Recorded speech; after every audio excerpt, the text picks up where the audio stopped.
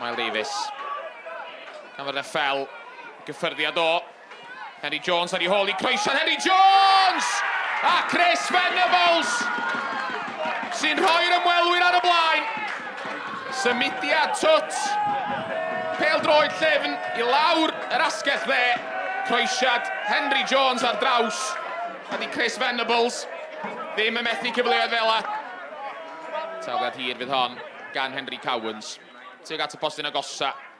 Shane Sutton yn trio cael ei ben ati.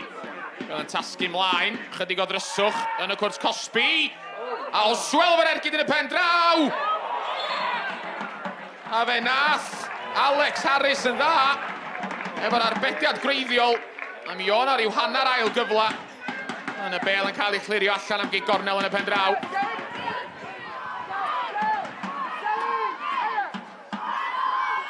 Mael Davies. Croesi ar y cynnig cynta. Venables ar y postyn cefn. Venables! A mae'n ddwy. Ychydig dros hanner awr wedi mynd. Ac unwaith eto, Chris Venables yn canfod digonedd o led efo hun yn y cwrs Cosby. A fe dynodd o'r bel i lawr. Gyffyrddiad bach i wneud yr ergyd yn haws. Ac unwaith eto, rhif 9 Penybont yn canfod cefn yr hwyd. Mae'n ddwy ddim. Yn i mewn i'r funud ola o'r 3 sydd i'w ychwanegu ar ddiwedd yr hanner cyntaf yma. Un cyfle ola i'r ymwelwyr. Cyn yr egwyl efallai. Robles yn trio clirio. Bel yn ôl at Kane Owen.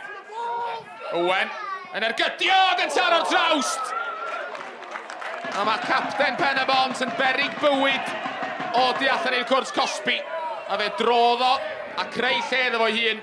A bron iddo fo ychwanegu trydydd gol i'r ymwelwyr just cyn yr hanner. Matty Jones. Codi ben. Codi'r bel i lawr y cae. Methu canfod Robles. Rob Evans yn gweithio'n galad. Dwy'n y bel yn ôl. Tar y bel allan at Ishmael. Ishmael efo'r croesiad. Yn clirio mor ball ag Evans! A bron i Rob Evans. Dod ar tîm cartron o mewn i'r gêm. A sa honna wedi bod yn gol anhygoel.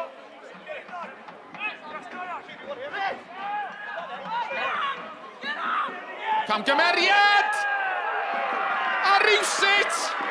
Mae'n 2-0.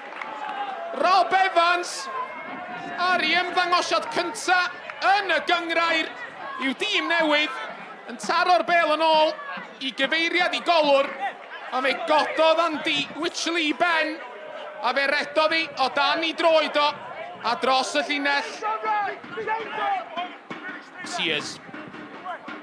Sutton wedi aros yn y llinell flaen i beniad o'n canfod Oswell. Ishmael efo'r croesiad at Oswell! Ac am y tro cynta ers iddo rwydo 2 gwaith yn erbyn Ebys yn mis Ebrill 2017. Mae Jason Oswell wedi sgorio yn uwch gyngrair Cymru. Chris, Newtown, not the easiest place to come. You must be happy with that result. No, it was a difficult first game for us. Last year we beat them 4 times, but 3 of them were really close games. So I anticipated a really tough game today, and it was tough in many ways, but obviously the third goal, which was a bit of a gift, kind of settled the tie really, and if that hadn't gone in, maybe the last 10 would have been a bit more nervy after they got their goal, but no, really pleased with the performance. Rob Evans, having nearly scored the goal of the season at one end, that happens to him at the other end of the pitch. What can you say to a player after that kind of thing, really? No, we won't dwell on it. Listen, it's a freak mistake. They probably happen one a season. So hopefully we get everything out of the way today and we can move on to next Friday at Carnarvon. But that was probably typical of our performance, really. Made silly, unforced errors and they capitalised it. So give them credit. Oes na dargedau penodol gynnwch chi ar gyfer tymor i ddod? Yr un peth to, chymod, treol gorffen mor uchel ni'n gallu yn y gyngrair.